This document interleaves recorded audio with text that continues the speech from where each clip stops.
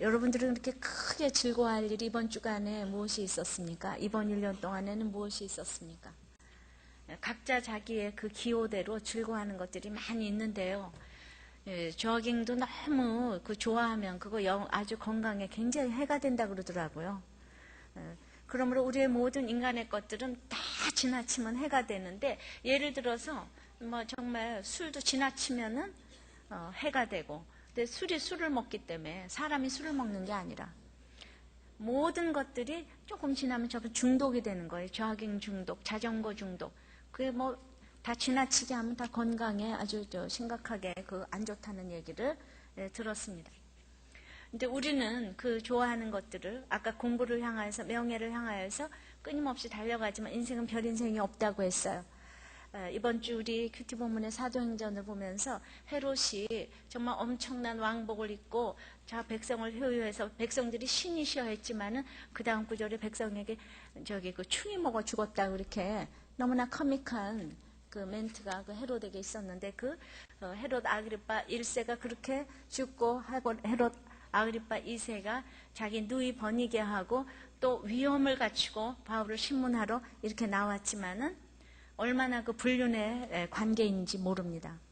또 벨릭스하고 드루실라 앞에서 사도 바울이 신문을 받았지만은 그 역시 다들 말할 수 없는 또 불륜이고, 아무리 들었어도 시방한가라 틈이 있으면 부르리라, 교양 있게 들어줬어도 복음이 들어가지 못하는 그들의 모습을 보면서 그들에게 크게 즐거운 일은 무엇이었겠습니까? 왕이고 총독이고 모든 것을 갖추어서 미모를 가져서 마음대로 결혼을 하고 마음대로 버리고, 그래서 숙부하고 결혼을 하고 오빠하고 결혼을 하고, 이런 일들이 지위가 있었기 때문에 가능한 일이고 미모가 있었기 때문에 가능한 일이고, 우리도 찾아가면 내가 가진 것으로 바울처럼 로마 시민권이 돼서 복음을 위해 쓰지 않냐고, 다 자기 육신의 쾌락을 위해서 쓸 수밖에 없는 것이 인간이기 때문에, 지금 바울은 죄수의 몸으로 왕과 그냥 그 총독과 이 모든 사람들을 만나면서, 바울은 죄수의 몸이었지만은 이 모든 과정 가운데서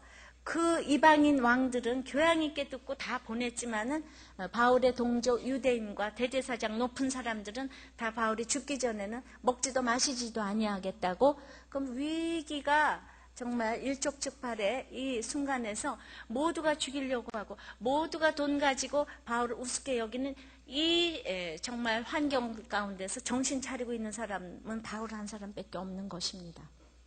별 인생이 없지만은 예수 믿는 나는 별 인생인 것입니다. 그래서 모두가 정신없이 돌아가도 나 한 사람이 정신 차리고 있으면 전 세계에 이렇게 바울처럼 복음이 전해질 것을 믿습니다. 그러므로 이제 우리는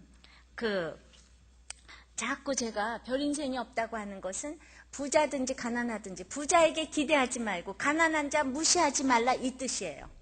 인생을 보고 함부로 정말 높이고 낮추고 이런 일을 하지 말라는 것이죠. 그러므로 이제 우리는 오늘 본문을 통해서 크게 즐거워할 수 있는 비결을 찾아볼 수가 있는데, 그 첫째가 오늘이 주의 성일이라는 것을 아는 사람이 크게 즐거워할 수 있다고 그랬습니다. 이제 우리가 구절을 다 같이 읽습니다. 시작. 백성이 율법의 말씀을 듣고 다 우는지라 총독 느헤미야와 제사장 겸 학사 에스라와 백성을 가르치는 레위 사람들이 모든 백성에게 이르기를 오늘은 너희 하나님 여호와의 성일이니 슬퍼하지 말며 울지 말라 하고, 그러니까 여호와의 성일에는 슬퍼하고 울지 말라 그래요. 10절에도 또 느헤미야가 또 이르기를 너희는 가서 살진 것을 먹고 단 것을 마시되 예비치 못한 자에게는 너희가 나누어 주라. 이날은 우리 주의 성일이니 근심하지 말라. 여호와를 기뻐하는 것이 너희 힘이니라. 11절에도 이제 오늘은 성일이니 마땅히 종용하고 근심하지 말라.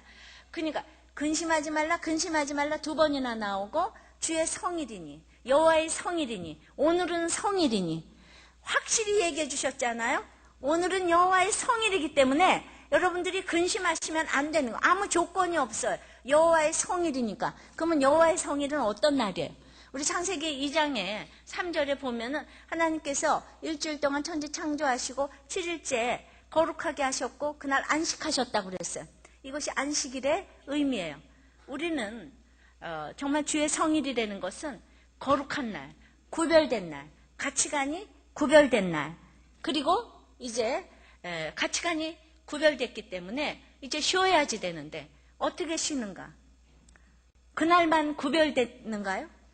오늘만 예배드리고 나머지 날들은 마음대로 뭐 데이트 가고 나이트도 가고 마음대로 살고 주일만 와서 예배 딱 드리면 그날이 구별된 날인가요? 이제 그것이 아니라는 거예요. 주의 성일은 나의 사망 권세가 다 깨어진 날이기 때문에, 그것이 은혜로 깨어진 날이기 때문에, 은혜로 깨어진 날이기 때문에 무조건 내가 예수님 때문에 주님을, 정말 예수님 때문에 나의 모든 죽음의 세력들이 깨어졌다 그러면 그날은 무조건 기뻐해야 되는 날이라는 거예요. 이게 주의 성일의 의미예요. 주의 성일. 그런데 오늘만 성일이 아니고 일주일 내내 평생을 주의 성일이니까 여러분들은 근심하지 말아야 되는 거예요. 여러분들은 슬퍼하지 말아야 되는 거예요. 그래서 오늘은 주의 성일이다. 이것을 아는 사람들은 이제 우리는 늘 크게 즐거워할 수 있는 거예요. 돈 벌어서, 뭐가 갖춰서 절대로 그래서 즐거워할 수 있는 게 아니라는 거예요. 그래서 오늘도 참으로 여러분들이 크게 즐거워할 수 있는 비결을 다 배워 가시기를 바랍니다. 이제 로마서 12장 1절에는 너희 몸을 하나님이 기뻐하시는 거룩한 산제사로 드리라. 이는 너희가 드릴 영적 예배니라. 그러므로 우리가 항상 이 주일 말고도 월화수목금토를 다 영적 예배로 드릴 줄 믿습니다. 그럼 월화수목금토도 주의 성일이 되는 거죠. 그러니까 여러분들은 오늘 근심하지 말아야 됩니다. 그러면은 이제 오늘 이렇게 강조한 것처럼 우리가 오늘이 주의 성일이라는 것을 아는 사람은 첫째로 정말 근심을 하지 않는단 말입니다. 오늘 근심하지 말라고 몇 번이나 강조를 하셨는데 근심하지 않기 위해서 오늘 율법의 말씀을 다 듣고 먼저 다 울었다고 그랬어요. 근심하지 않기 위해서는 먼저 잘 울어야 돼요. 잘 울어야지 근심하지 않아요. 잘 울어야 울지 않게 되는 거예요. 잘 들으세요. 잘 울어야 울지 않게 되는 거예요.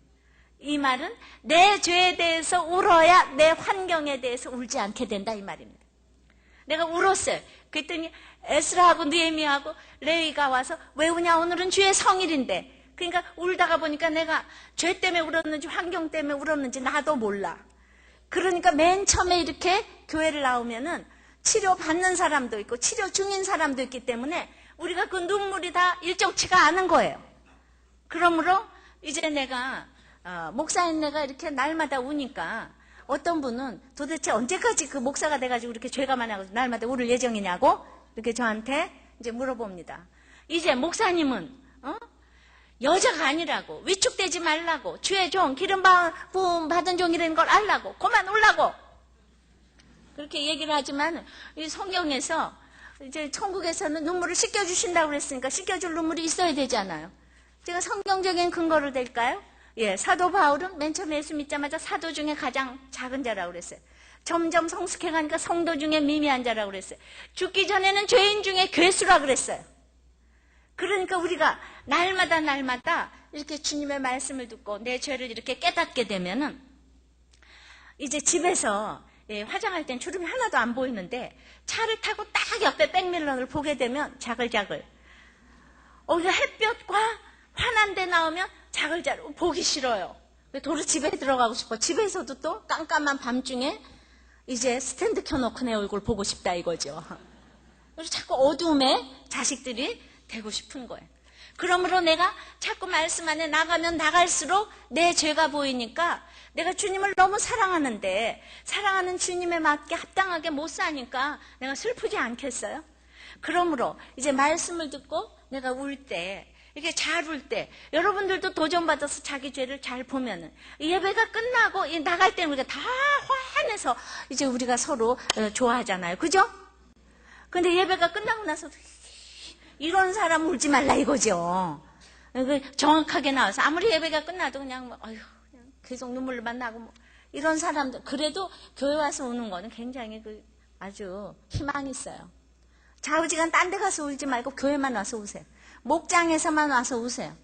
근데 무슨 시어머니 앞에 가서 운다든가 친구들 앞에 가서 운다든가 이런 건 하지 말아요. 난 예수 믿는 사람인데, 내가 신분이 대단한데, 안 믿는 뭐 시어머니, 남편 이런 데 가서 울면 안 돼요. 그때는 웃으면서 당신 나하고 사라져서 고마워요. 이런 얘기나 하고, 내가 당신 때문에 슬퍼 죽겠다. 이런 얘기는 정말 하지 말고, 그러면, 그러면 말이죠. 다 분해서 우는 거잖아요. 그런 거는 분해서 우는 거예요. 세상에서는 나가서 울면은 안 돼요. 그렇기 때문에 이제 우리가 그 잘 우는 것이 전제돼 있어야지 환경 때문에 울지 않게 되는 거예요. 그래서 계속 슬퍼하며 울지 말라. 여호와의 성일이니. 이제 그렇게 되면은 얼만큼 근심하지 말아야 되냐 하면은 그 마땅히 그 종용하고 11절에도 근심하지 말라. 그러니까 모두가 모여가지고 아주 그 근심이 되는 것은 그냥 입으로라도 못하도록 하여서 모두가 도와주는 거예요. 제사장, 에스라, 느헤미야, 레위들이 근심이 되는 건 입으로도 말을 못하도록 다 좋아야 되겠는데 이제 그렇게 도와주지만 특별히 10절의 느헤미야는 그러면 이제 내가 슬퍼하지 않고 울지 않으면서 내가 뭐를 해야 되는가? 적용거리를 딱 말해주는 거예요. 10절에 느헤미야가 이르기를 너희는 가서 살진 것을 먹고 단 것을 마시되 예비치 못한 자에게는 너희가 나누어 주라. 이제 먹고 마시고 나누어 주라 그래요.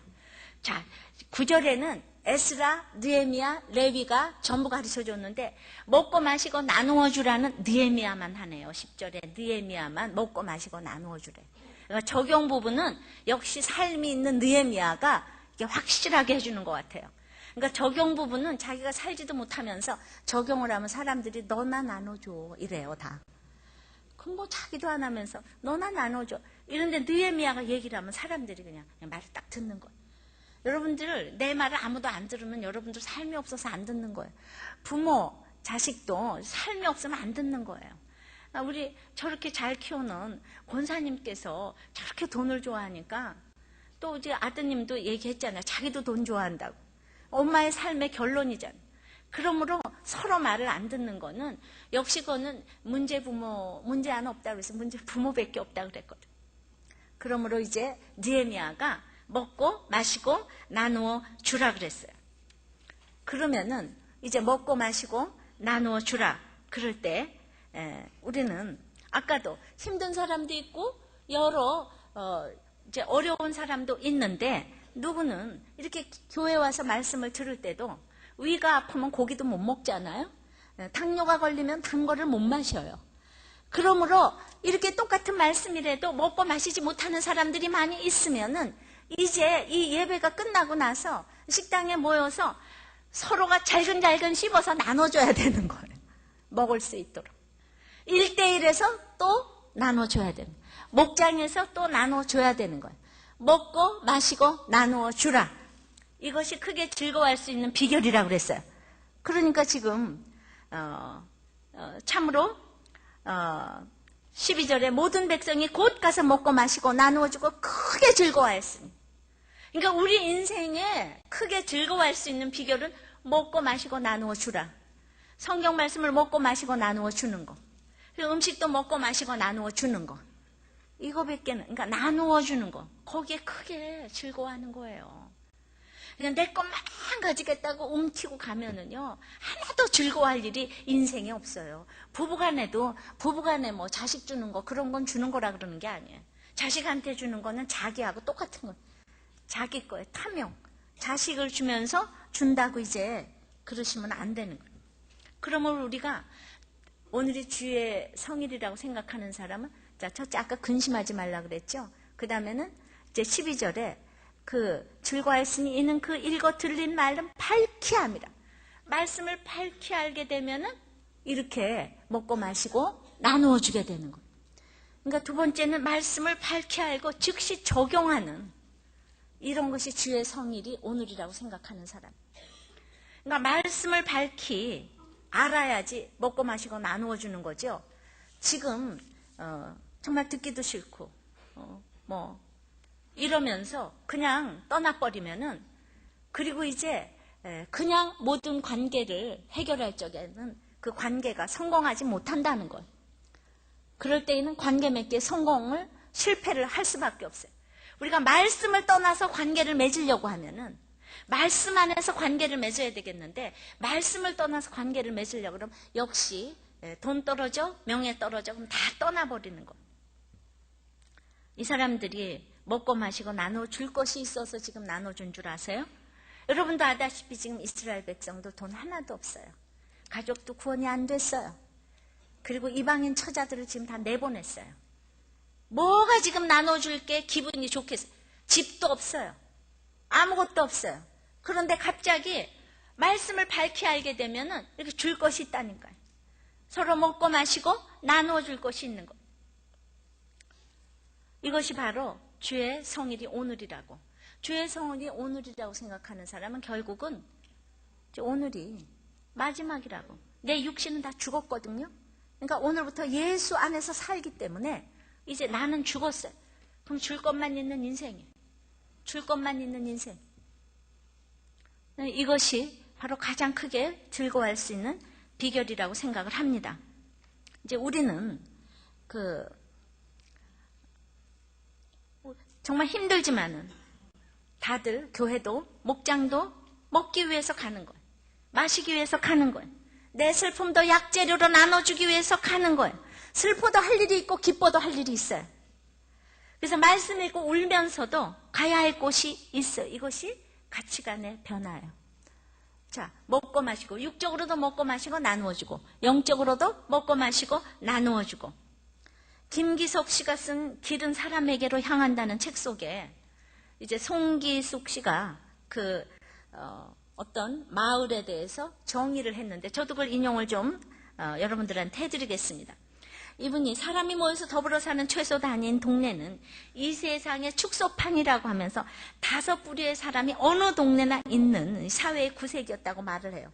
첫째, 동네 사람의 존경을 받는 동네 어른. 둘째, 늘 말썽만 피우고 버릇없는 후레자식. 셋째는 늘 일 삼아서 이 집 저 집으로 말을 들어 물어 나르는 입이 젠 여자들. 넷째는 틈만 있으면 우스갯소리로 사람을 웃기는 익살꾼. 다섯째는 좀 모자란 남편이나 몸이 부실한 장애인. 이 5부류가 어디나 있다는 거예요. 그런데 이 마을은 그처럼 다양한 사람들을 다 말없이 품어서 안았다는 거예요. 가장 건강한 교회, 가장 건강한 목장은 이 5부류가 다 있는 목장인 거예요. 그런데 우리의 악은요, 공부를 하면 할수록 끼리끼리 만나려고 그러죠. 직업이 좋으면 좋을수록 끼리끼리 만나려고 그래요. 이것이 얼마나 악인지 몰라요. 죽은 자들의 모임이에요. 예수 믿는 사람도 없는데 직업별로 만나고 학벌별로 만나는 거. 이것이 바로 악인 거예요. 그런데 오늘 먹고 마시고 나누어 줄 수 있는 이 모임, 이것이 바로 정말 가장 건강한 교회, 건강한 목장이 아닌가 이렇게 생각을 하는 거예요. 그래서 목장에는 죄 때문이 아니라 환경 때문에 늘 슬퍼하는 사람이 있다고요. 그래도 그보다 조금만 나서 그래도 나는 가서 좀 들어야 돼, 먹어야 돼. 말씀을 먹어야 돼. 먹기 위해서 오는 사람도 있어요. 아직 먹지도 못하고 마시는 정도밖에 못 되는 사람도 있어요. 있어요. 근데 그 가운데서는 또 나누어주는 사람도 있는 거예요. 5명 중에서 한 사람만 나누어주는 사람이 있어도 그 목장은 성공하는 거예요. 목자한 사람이 제대로 서 있어도 그 목장은 살아나는 거예요. 그래서 나한테 왜 우리 목장은 이런 사람들이 전부 다 이상해. 이상하면 치과를 가시는 게 아니라 자기 죄를 이제 봐야지 되는데 그게 단계별로 달라지더라고요. 저도 이제 옛날에는 이제 내가 막 양육을 하려고 하는데 그 이상하게 이제 재수생 모임이고 내 그 모든 모임에 왜 이렇게 다 가난하고 힘든 사람만 저를 좋아하는지 모르겠어요. 저 가난하게도 안 생겼는데 그러니까 날마다 이제 도와줘야만 될 거고. 그런데 말이죠. 제가 일주일 내내 큐티 묵상을 했는데 그거를 좋아하는 사람은 그렇게 힘든 사람만 좋아하는 걸 어떻게 하겠어요. 내가 일주일 내내 들었는데 딴 사람들은 다 눈도 깜짝 안 하는 거예요. 그러니까 내가 싫은 사람도 있고 내가 왜 저런 사람 만나서 정말 남의 얘기 듣고 앉아있는가. 말을 끊을 수도 없고 시간 낭비 같은 사람도 진짜 많이 있었어요. 저도 있었어요. 그런데 제가 이제 최초로 제가 이제 그 목장을 맡아서 이렇게 할 적에 진짜 어쩔 수 없는 하나님의 은혜로 나눠주는 걸 받아먹는 사람들이 기쁘지 않아요? 내가 목자가 돼서 막 그냥 막 꿈을 안고 이제 이 목장을 잘 해봐야 되겠다. 내가 큐티를 이제 잘 나눠줘야 되겠다. 그래서 그냥 일주일 내내 하는데 아무도 안 해오는 거예요. 아무도 안 해오는 거예요. 너 집 있냐? 나도 있고, 너 대학 나왔냐? 나도 나왔다. 뭐 이 정도니까. 뭐 강남 한복판에서 뭐 제가 그렇게 하는 게 듣겠어요. 근데 제가 이제 어떤 분을 전도를 해가지고 너무 이혼한다고 그래서 한 번만 와보라고, 우리 목장이 한 번만 와보라고 그랬더니, 그래서 그분 너무나 안 어울리게 초등학교 출신에 미장원에 집도 없고 그냥 뭐 미장원도 전세로 하고 애는 코 올리게 얻고 왔는데, 그분이 그냥 정말 내가 목장 우리 집에 오라는 이 소리를 듣고 그냥 그분만 큐티를 딱 해오는 거, 한 사람만. 그러니까 1년 내내 모임이 그분하고 나하고의 모임인 거예요. 그분 딱 해오는 거예요. 저는 그때부터 학벌이 필요 없다는 걸 알았어요. 제가 알았다니까요. 너무 열심히 하는 거예요. 제가 3일 금식했다 그러면 따라서 하는 사람 그분밖에 없어요. 내가 책 이거 읽고 너무 좋았다 그러면 읽고 오는 사람 그 사람밖에 없어요. 그러더니 그냥, 그러니까 확실히 그런 것 같아요. 내려놓을 교양이 없으면 말도 잘 듣는 것 같아요. 그러니까 또 저한테 은혜 받은 사람도 많은데 말이죠. 그냥 이분은 또 이제 또 내려놓을 교양도 별로 없잖아요. 뭐 집이 있기래요. 뭐 얼마나 거품을 품고 내 큐티 모임을 선전을 해주는지 누가 욕하거나 말거나 상관이 없는 거예요. 나 그래서 최초에 그냥 먹고 마시고 나누어주는 이 제자가 내가 그분이었다고 늘 여러분들한테 그 미장원 엄마 얘기를 제가 합니다. 근데 그냥 저하고 3년만 있다가 그다음 미국으로 가버렸기 때문에 그분도 그 다음에 공동체에 참 속하기가 어렵고 힘들어서 요즘에 이제 좀 다운된 것 같은데, 어쨌든 제가 여러분들이 목장을 하면서 좋은 사람만이 있는 곳이 목장이 아니 5부류가 다 있는 거예요. 그런데 한 사람만 내 말을 듣고 인정을 해주면 목장이 되더라고요. 그리고 모두가 안 튀어도 한 사람만 내 편 들어서 예스 해주는 사람이 있으면은 할렐루야 그러고 나가는 거예요. 그 한 사람, 그러니까 모두에서 한 사람만 있으면 돼. 한 사람만 있으면 돼. 알아요? 그러니까 이상한 사람들만 우리 목장에 모여있어 이러는 목장은 이건 자격이 없는 거예요. 이상한 사람 목장에 모여있다가 한 사람 변화시켜서 사람들이 자꾸 바뀌게 되니까 제수생 모임, 구역 모임 모두가 자꾸 부흥이 되니까 맨날 터져나갈 듯이 부흥이 되니까 오늘날 이렇게 우리들 교회를 하게 하신 거지. 그냥 있는 사람도 다 떨어져 나가. 어떤 사람들은 그냥 목장 지구가 다 떨어져 나가. 이러면 안 되는 거예요. 물론 떨어져 나갈 수도 있어요. 그러나 내가 그 일을 기뻐하고 즐거워해야 된다고 생각을 합니다.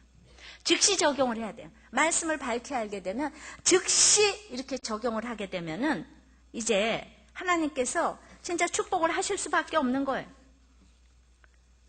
자, 제임스 보이스가 이제 부흥이라는 것이 이렇게 말씀을 풀어서 전할 때 부흥이 온다 그랬어요.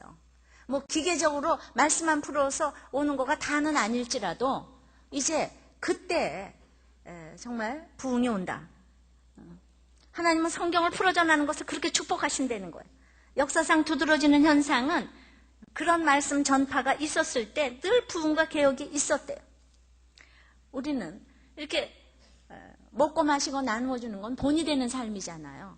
본이 되는 삶이라는 것은 같이 사는 거예요. 한 공간에서 같이 살면서 여러 사건을 경험하면서 어떤 관계를 맺어야 하는 것을 보여주는 거예요. 그래서 관계 맺기가 인생의 거의 다라고 해도 과언이 아니에요. 근데 관계 맺기가 여러분들 너무 힘들어요. 잘 안 돼도 이렇게 말씀을 듣고 정말 읽는 여기에 계속 있으면 그래도 최소한의 관계에서 성공을 하지만은 내가 관계 맺기가 안 돼서 자꾸 떠나버리면요. 결국은 말씀 없이 관계 맺기를 하려고 그러면 지위, 권세 이거 따라다니는 거니까 결국은 실패하는 거예요. 항상 저는 이렇게 차별 없이 모여서 날마다 서로 관계를 맺는 우리들 교회를 사랑해요.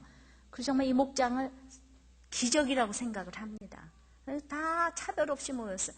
여러분들은 이런 목장에 들어왔다는 걸 영광으로 하셔야 돼요. 끼리끼리 모여있는 게 축복이라 생각하지 마셔야 돼요. 교회는 차별 없이 모이는 교회가 건강한 교회인 거예요.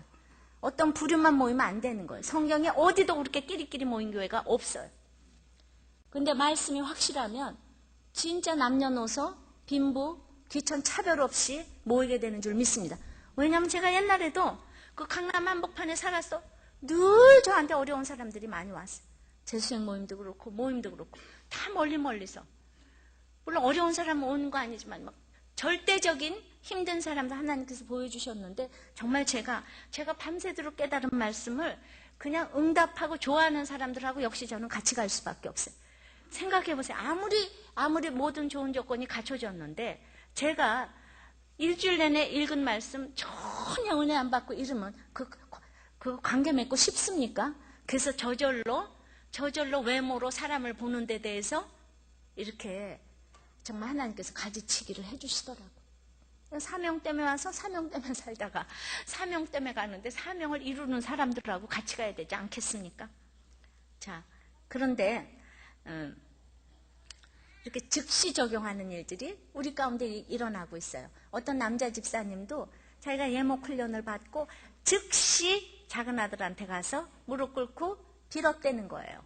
그러니까 이것이 모두 목장에서 그렇게 하라고 적용을 주고 그리고 정말 또 예목 훈련을 가르치는 목사님, 집사님 너무나 이렇게 하도록 해줘서 남자들이 자존심이 얼마나 센데 작은 아들한테 가서 그렇게 했잖아요. 사과 못한다니까요. 적용이 이루어지니까 오늘 이런 일을 하니까 크게 즐거워할 수 있게 되는 거예요. 뭐 학교 붙어서요. 그거 일시적이죠. 수능 있는데 시험 잘 봐서 이거 일시적이라니까요. 오늘 보세요. 저렇게 공부 잘하고 착한 소년으로 자랐던 우리 김 집사님, 진짜 하나님의 은혜로 지금 이렇게 본성으로 이제 들어왔는데 생각만 해도 제가 끔찍한 거 있죠. 사실은 그냥 이 집사님하고 같은 병원에 있는 우리 또 조카, 여지껏 교회를 안 나온다니까요. 그 의사가 돼가지고 거기도 장로님 아들인데 교회 안 나온다니까요. 정말 웬 은혜로 저분은 이렇게 나오는지 몰라요. 진짜 그러니까 그 어머니가 그래도 기도가 우리 어머님 기도보다 셌다고 생각해요. 자, 그래서 그런데 이제 말씀을 밝히 이제 알고 즉시 적용을 한다고 그러는데 말씀을 밝히 아는 데는 또 다른 의미가 있는데요. 13절을 읽습니다. 시작. 그 이튿날 뭇백성의 족장들과 제사장들과 레위 사람들이 율법의 말씀을 밝히 알고자 하여 학사 에스라의 곳에 모였어요. 자, 여기서 그 밝히 알고자 하는 것은 이해하고 식별해서 생활에 적용하는 것, 그 의미 외에 가르친다는 개념이 있어요. 그러니까 사람들이 변화되는 걸 보니까 이제 내가 가르쳐야 되는 책임이 생겼는데 가르치려면 성경을 좀 제대로 알아야 되잖아. 깊이 알아야 되잖아. 그러니까 학사 에스라에게 저절로 이제 모였어요. 가르치기 위해서. 사람은 가르칠 때 굉장히 양육이 돼요. 우리들 교회가 굉장히 심플이잖아요. 그 양육 체계가. 그런데 그냥 1:1 양육자가 있고 동반자가 있는데 양육 받을 때는 그래도 덜 열심히 나가는데 내가 동반자 있을 때 양육자일 때는 가르쳐야지 되니까 죽으라고 나와서 메모한다니까요. 양육자, 동반자가 다 똑같이 앉았으니까 그래도 양육자가 조금은 더 잘 가르쳐야 되잖아. 그러다 보니까 이 심플한 우리들 교회 예배에 서로 가르치고 가르침 받는 사람들이 모여 있으니까 그냥 모이지 말라고 그래도 그냥 바글바글 앉아 있는 거예요. 우리가 말씀을 깊이 알고자 하는 동기가 여러분들한테 유발이 된 거지요. 그래서 진짜 가르치는 것은 최고의 양육이다. 이것을 제가 우리들 교회를 하면서 아주 뼈저리게 느낍니다. 그러므로 이제 여름이 지나고 가을이 돼서 벤치에서 1:1 양육을 다 흩어져서 했는데 추운 겨울이 오니까 너무 걱정입니다. 어디서 1:1 양육들을 하시는가? 차에서 하세요. 남녀가 들어가지는 마시고. 그리고 이제 어디서 할지는 그 다음에 나도 모르겠어요. 알아서 하세요. 그래서 이제 새성전이 되면 소그룹실을 진짜 많이 만들려고 하는데 얼마나 만들지 이제 저도 잘 모르겠어요. 그래서 말씀을 이제 밝게 알고자 했더니 이제 14절에 율법을 본즉 여호와께서 모세로 명하시기를 이스라엘 자손은 7월 절기에 초막에 거할지니라. 율법책을 본즉 초막절을 지금까지 안 지켰다는 것을 이제 알게 된 거예요. 갑자기 안 보이던 말씀이 보이기 시작했어요. 말씀이 보인다는 것은 말씀을 순종할 수 있는 마음이 생겼다는 것인데, 그러므로 이제 이제 말씀을 순종하는데 중요한 거 이제 초막절을 이제 지키려고 마음을 먹었어요. 지금까지 초막절 안 지켰는데 초막절 이제 지켜야 되겠다. 지금까지 교회를 다녀도 이 초막절이 뭔지를 몰랐는데 이걸 좀 지켜야 되겠다 이렇게 생각한 거거든요. 자, 그래서 이제 초막절을 대해서 이제 두 번째 대지가 뭔가 하면은 오늘이 주의 성일이라고 생각하는 사람이 크게 즐거워한다 그랬어요. 두 번째는 근데 그 오늘이 내일이라는 것을 아는 사람이에요. 그 오늘이 바로 내일이라는 거예요. 내일이라는 것은 그 오늘이 바로 또 마지막이라는 거예요. 똑같은 얘기. 초막절이라는 것은 이제 이스라엘의 절기가 3개가 있거든요. 6월절, 그 다음에 거기서 77에 49, 성령 강림 오순절, 그래서 맥추절이라고도 하죠. 그래가지고 이제 성령 강림 받아서 오순절이 지나고 거기 나서 이제 그 다음에 재림신앙을 갖기 위해서 이 그 초막에서 오실 예수님을 생각해라 그래서 초막절. 이제 3개가 큰 절개. 구원과 성화와 재림신앙인 거예요. 근데 이게 맨 마지막에 이제 초막절을 지금까지 안 지켰는데 이제 어려서부터 교회를 나갔어도 구원받고 나서 이 추수감사절, 부활절, 성탄절은 의미가 너무나 다르잖아요. 이게 우리에게 이제 이렇게 설레임이 있는 거예요. 그런데 이제 그 초막에 거할지니라. 초막에 거하라.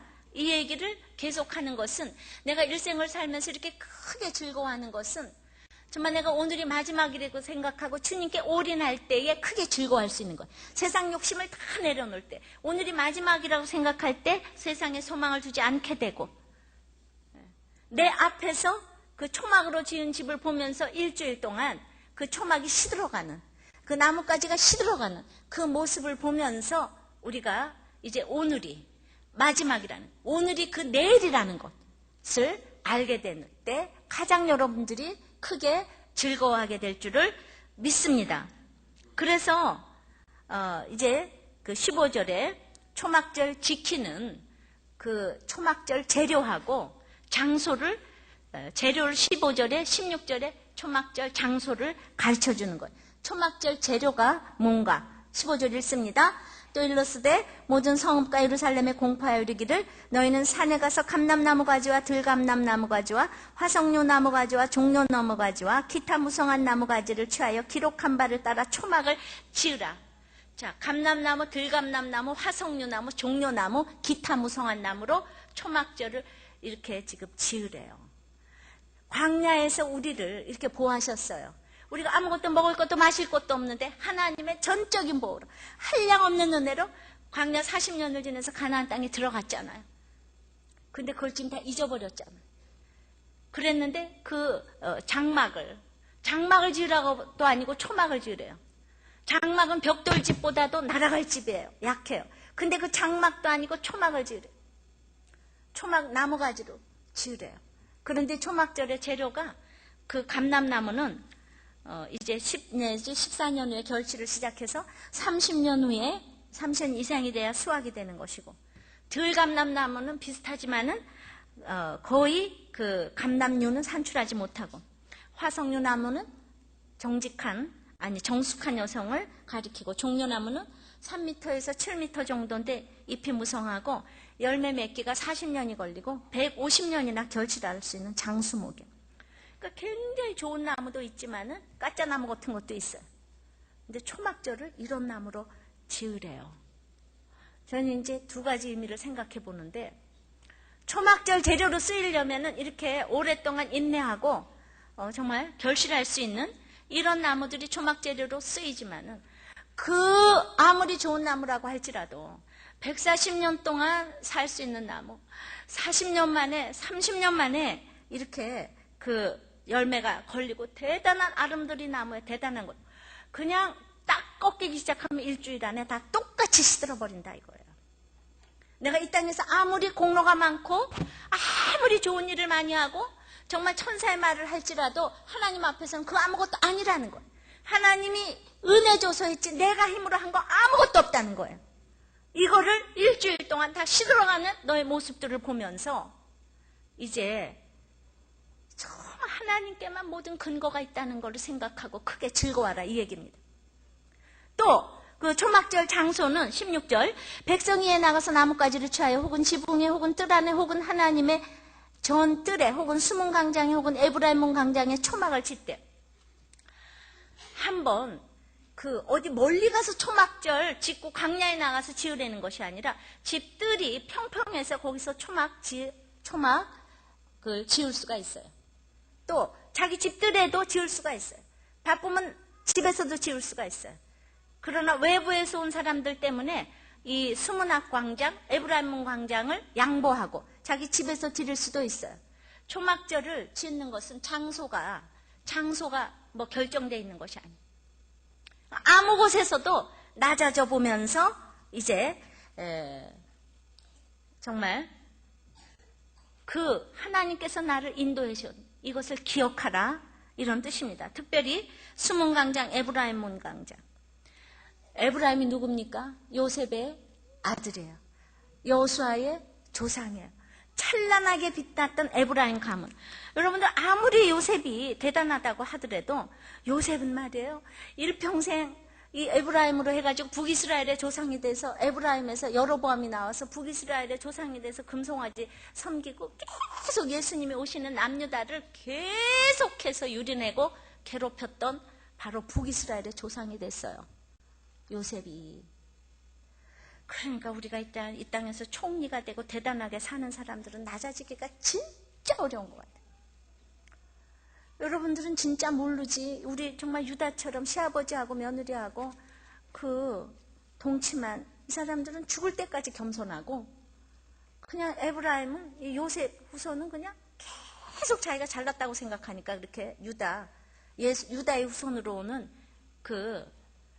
예수님을 교란시킨 사람이 바로 이 요셉 후손이라 이거. 그랬더니만 맨 마지막에 야 역시 에브라임아 너도 꺾여진단다. 초막절 장소로 저는 이게 상징하는 의미가 있다고 생각해. 그러나 또 하나는 그럼에도 불구하고 초막절 장소로 쓰임받은 것에 대해서 우리는 또 함부로 남에 대해서는 얘기할 수가 없다. 이 두 가지 긍정부정이 다 있다고 생각해. 좌우지간에 이 초막절은 정말 나 가난복지 귀한성에 들어가려고 정말 기다리면서 이 땅에서 재림신앙으로 가야 된다는 세상 소망을 다 내려놓고 이것이 가장 기뻐할 수 있는 이제 비결이 되는 거예요.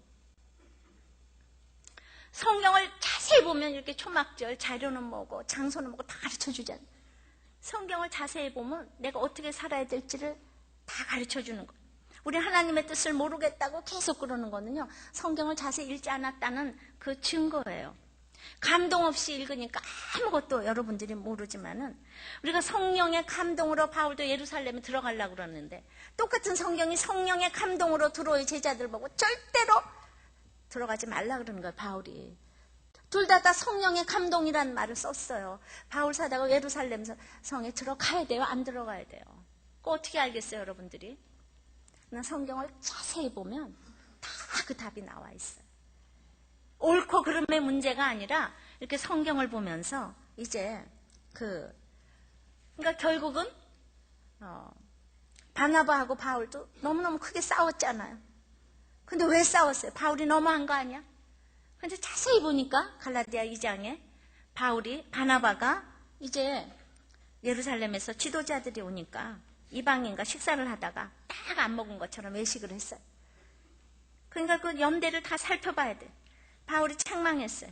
바나바에 대한 신뢰가 깨졌어요. 그래서 마가에 대한 견해가 다른 거예요. 바나바 말을 들을 수가 없는 거예요. 지금 1차 전도 여행 갔다 왔는데 이제부터 본격적으로 해야 되는데 자세히 읽어보면 답이 다 있어요. 그러니까 우리는 이 책을 읽으면서 성경을 읽으면서 많이 연구하고 알수록 적용이 풍성해지는데 그래서 알아서 정죄하려는 것이 아니라 사람에 대한 이해가 커지는 거예요. 옳고 그름의 문제가 아니고 성경은 읽을수록 사람에 대한 이해가 커져서 요셉도 기다려주고 또 나중에 돌아올 것을 기다리고 또 거기 때문에 너무나 위축감 들지 말고 요셉이라 그래서 위축감 들을 것도 없고 그래서 옳고 그름의 문제가 아니에요. 기다려줘야 돼요. 지도자로 가려면 이렇게 다 거치면서 가는 것이죠. 이것이 바로 초막절 신앙인 거예요. 17절입니다. 사로잡혔다가 돌아온 후에 무리가 다 초막을 짓고 그 안에 거하니 눈의 아들 여호수아 때로부터 그날까지 이스라엘 자손이 이같이 행함이 없었으므로 이에 크게 즐거워하며. 봐요. 이 세상에 즐거워할 일은 아까 먹고 마시고 나누어 주는 거하고 예배가 회복됐을 때 두 가지밖에 없어요. 반드시 기억하셔야 돼요. 크게 즐거워하는 거는 다 같이 먹고 마시고 나누어 주는 거. 빨리 해보세요. 네. 그 다음에 이제 이렇게 절기 지키는 거잖아요. 그러니까 날마다 정말 이렇게 예배가 회복되는 거. 예배가 회복되는 거 해보세요. 두 가지만 오늘 기억하시면 돼요. 크게 즐거워하는 거는요. 없어요. 육적인 게 없어요. 제가 이거저거 다 해봤잖아요. 근데 진짜 이렇게 말씀을 나누어 주는 거 제가 막 전율이 올 정도로 기쁘다니까요. 기쁘니까 하죠. 우리가 있잖아요. 우리들 교회 여호와를 기뻐하는 거 힘이라고 그랬는데 기뻐하는 게 뭐예요? 사랑하는 거예요. 우리들 교회를 섬기기 위해서 온다고요? 아유, 그거는 말이 안 되는 거예요. 내가 좋으니까 사랑해서 와서 섬기는 건 결론으로 나오는 결과론적인 거예요. 섬기기 위해서 오시는 분들은 기쁨이 없는 거예요. 기쁨이 없는데 어떻게 섬기겠어요? 누군가를 사랑하는 거는 기뻐하는 거예요. 여호와를 기뻐하는 것이 힘이라고 그랬으니까 여러분들은 다 이렇게 사랑해서 와서 섬기는 줄 믿습니다. 사랑하지 않으니까 생색이 나고 뭐 어쩌고 저쩌고 이렇게 되는 거예요. 그래서 결론적으로 제가 오늘 반복하는 거예요. 크게 즐거워하고 정말 즐거워하는 비결, 오늘이 주의 성일이라는 거. 그리고 그 오늘이 내일이라는 거. 아는 사람은 세 번째는 결론으로 끝날까지 말씀을 가까이 하게 되는 사람. 내 인생 끝날까지 그러므로 결론은 말씀을 가까이 하는 거. 내 인생의 지도는 말씀밖에 없다. 18절 시작.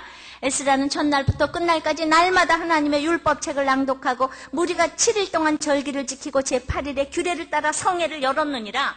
자, 인생의 기쁨은 날마다 낭독하고 절기 지키고 성경 보고 규례를 따라 사는 인생. 이거보다 더 크게 즐거워하는 인생은 없다는 거예요. 우리가 날마다 일주일간 큐티하고 나누고 묵상하고 적용하고 나누어주고 이거보다 기쁘고, 근데 이것이 싫어서 이제 다른 곳에서 쾌락을 찾고 고행을 하며 즐거워보자고 애를 쓰지만은 이 세상에서 더 기쁜 것은 없는 줄을 믿습니다. 이제 정말 제가 즐거워하는 사람 한 사람을 소개하려고 그래요. 뉴스 투데이가 13일 소개한 미 최초의 여성 대법관 샌드라 데이 오코노 여사의 이 근황은 정말 이분이 이제 존경받는 세계에서 가장 영향력 있는 여성으로 꼽혀온 여성계와 법조의 거물이에요. 그러니까 보수와 진보가 팽팽히 갈린 대법원에서 언제나 캐스팅 보트 역할을 하면서 역사적 판례들을 만드는데 이제 앞장섰는데, 이 사람이 얼마나 강력한 정신의 소유자인가 하면 유방암을 투병하면서도 법정을 지켰었어요. 그랬는데 이분이 있잖아요. 2005년도에 종신직인 이 대법관 자리에서 물러나기로 결심을 했는데, 스탠퍼드대 로스쿨에서 만난 남편이 이제 17년 전서부터 그 치매, 알츠하이머에 걸렸는데 그냥 자기 사무실에서 계속 나와서 앉아있으면서 이 부인을 너무 의지하는 거예요. 부인을 너무 의존하는 거예요. 그래가지고 이제 내가 남편을 위해서 내 이 자리를 내려놓으리라. 남편과 좀 더 많은 시간을 보내야지 되겠다. 그래가지고 퇴임 의사를 밝혔어요. 근데 언론에는 미소를 띠고 나왔지만 아들이 말하기에는 산 정상에서 내려오는 것 같은 아쉬움에 눈물이 정말 난다고 그 토로를 했다는 거예요. 그래서 그렇게 남편을 글쎄 보살피는데 최근에 있잖아. 이 남편 존 오코노 씨가 요양원의 다른 치매 여성과 사귀기 시작했다는 거예요. 응? 그래가지고 함께 손을 잡고 산책하고 있는 대로 있잖아. 부인 앞에서 키스를 해대면서 자주 목격을 하는 거예요. 그러니까 아들인 스콧 오코노가 그냥 아버지가 마치 그냥 사랑에 빠진 사춘기 소년 같다는 거예요. 그러니까 그 어머니가 이제 그걸 보고 뭐라고 평가를 하냐면은 그냥 너무나도 정서적으로 안정을 찾은 이 아버지를 보면서 크게 즐거워했다는 거잖아. 내가 못하는 일을 저분이 해줘서 너무 감사했다고 그러잖아. 난 사랑이란 건 이런 거라고 생각해. 어떻게 치매에 걸린 남편을 욕을 할 수가 있겠어요? 모르고 그러는데. 그럼 우리 예수 모르는 남편은 치매 걸린 사람하고 똑같아요, 안 같아요? 예수 안 믿는 부모 다 치매 걸린 그 남편 아내하고 다 똑같은 거예요. 그러니까 내 대신 기쁘게 해주니까 바람피고 오라 그래 주세요. 내 대신 기쁘게 해주니까 너무 감사하다고. 그러니까 그냥 이혼만 하지 말고 잘 기다리고 있으면 돌아온다니까요. 진정한 사랑은 그거 아니겠어요? 이거 몰라서 그러는 거를 뭘 그렇게 욕을 하고 그래요. 내 대신 좀 기쁘게 해주니까 돈도 안 들고 너무 좋지요. 어디 가서 그 기쁨을 누리겠어요? 알았어요? 치매나 예수님 모르는 거나 똑같다니까요. 웃지만 말고요. 진짜 그래. 이번에 가서 이렇게 딱 적용을 하시라고요. 예수도 안 믿는 내 부모 형제에게 무엇을 기도하겠는가? 정신 차린 사람은 죄수의 몸으로 정신 차린 사람 바울 한 사람밖에 없다고요. 학벌을 가지거나 왕이거나 미모를 가졌거나 상관이 없어요. 정신 차린 사람은 별 인생인 나 하나밖에 없다니까요. 그렇게 해석 잘하고 있으면 진짜 여러분들 가운데 감사 조건이 아닐 것이 무엇이 있겠어요? 다 감사하죠. 남편이 기뻐하면 그걸로 됐잖아요. 어머니가 기뻐하면 그걸로 됐다니까요. 예수도 안 믿는 사람한테는 기대할 것이 하나도 없다니까요. 이러한 진정한 감사가 여러분들에게 넘치기를 바랍니다. 말씀을 맺어요. 그래서 크게 즐거워하는 사람은 오늘이 주의 성일이라고 생각하는 거예요. 사망 권세 깨어졌어요. 그러니까 내 죄 때문에 슬퍼하는 사람은 결탄코 환경 때문에 슬퍼하지 않아요. 환경 때문에 슬퍼하지 않아요.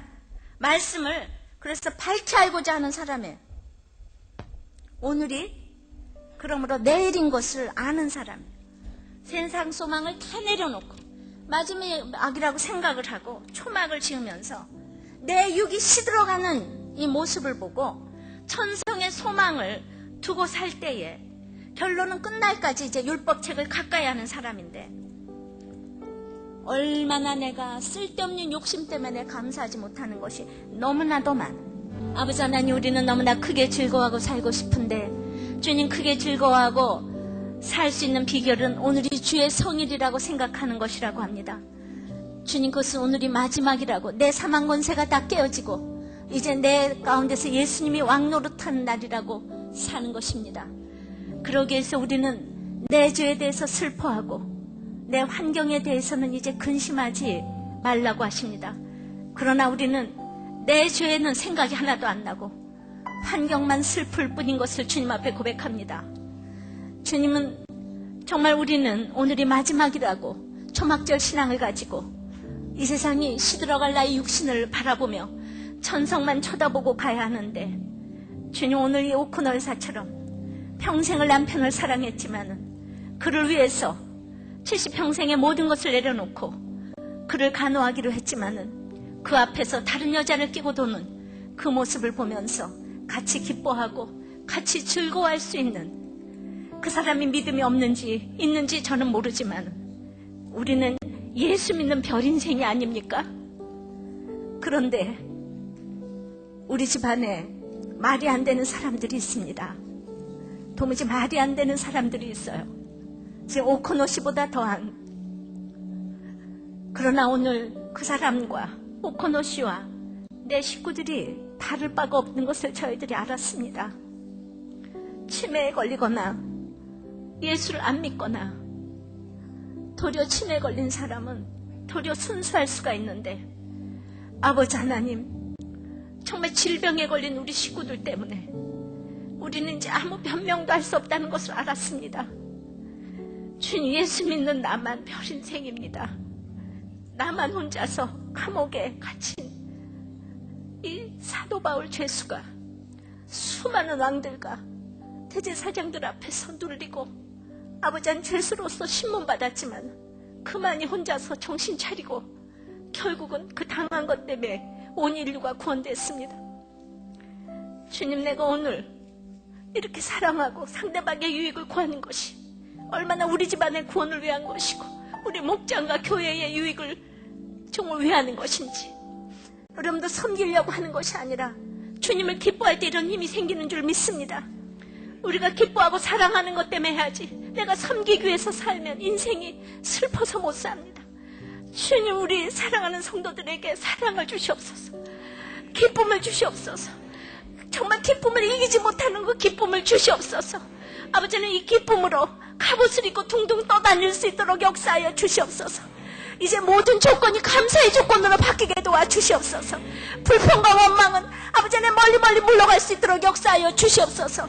그러므로 이렇게 좋은 공동체, 건강한 공동체, 여러 부류가 모인 공동체에서 아버지 하나님 관계 맺기가 성공할 수 있도록 도와주시고, 우리의 목장이 어머니의 품같이 아버지 하나님 가고 싶은 곳이 되고 울고 싶은 곳이 되어서 아버지 하나님 목장을 이끄는 목자들을 축복하여 주시옵시고, 아버지 하나님 같이 공동체가 되어서 크게 즐거워할 수 있는 공동체가 될 수 있도록 주님 역사하여 주시옵소서.